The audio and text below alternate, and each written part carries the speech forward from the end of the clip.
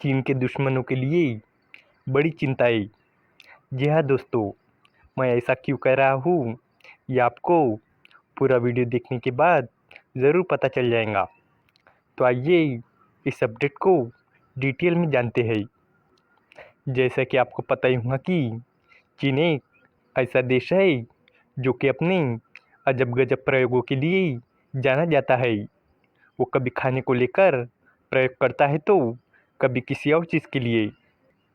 और इसी तरह हाल ही में चीन के वैज्ञानिकों ने बिना यूरेनियम और प्लूटोनियम की मदद से एक ऐसा बम बना लिया है जो कि विनाशकारी तो है ही, साथ ही परमाणु विस्फोट की तरह भयंकर तबाही मचा सकता है।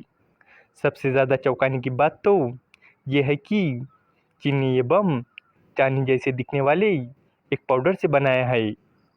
इस बम का वजन 2 किलोग्राम है, लेकिन परीक्षण के दौरान इसने 1000 डिग्री सेल्सियस से ज़्यादा का आग का गोला पैदा किया था। इस बम को China state ship building corporation ने बनाया है। इसकी खासियत यह है कि ये एक हाइड्रोजन बम है जिसमें मैग्नीशियम हाइड्रेट नाम की एक खास सामग्री का इस्तेमाल किया गया है। जब ये सामग्री एक्टिवेट हो जाती है तो तेज़ी से थर्मल डिकम्पोजिशन से गुजरती है। इससे हाइड्रोजन गैस निकलती है जो कि आग के गोले में बदल जाती है। इसकी लपटें इतनी तेज़ होती है कि विस्फोट की जगह पर बहुत ज़्यादा गर्मी और विनाशकारी असर होता है। वैज्ञानिकों का कहना है कि इस बम की लपटें इतनी तेज़ होती है कि ये बड़े इलाके को मिनटों में ख़त्म कर सकती है। इस बम की खासियत यह है कि ये एल्यूमीनियम को भी पिघला सकता है।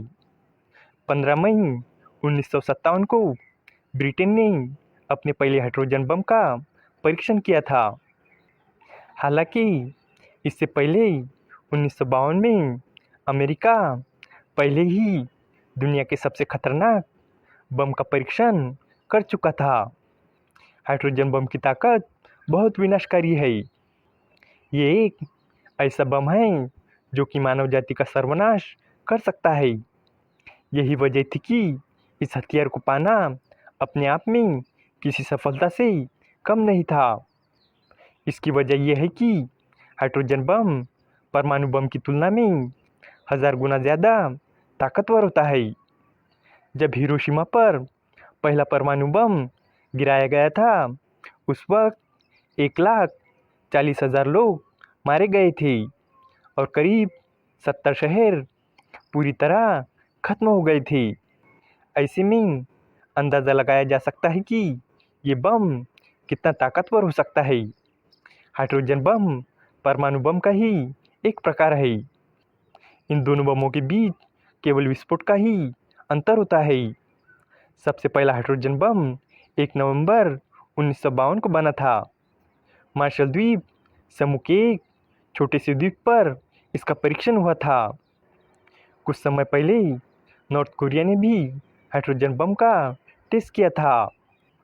फिलहाल ये बम आधिकारिक तौर पर अमेरिका, ब्रिटेन, चीन, फ्रांस, भारत, इजराइल और पाकिस्तान के पास है। उम्मीद है कि आपको ये जानकारी पसंद आई होगी और भी इसी तरह के इंफॉर्मेटिव वीडियोस के लिए हमारे चैनल को सब्सक्राइब करें। धन्यवाद।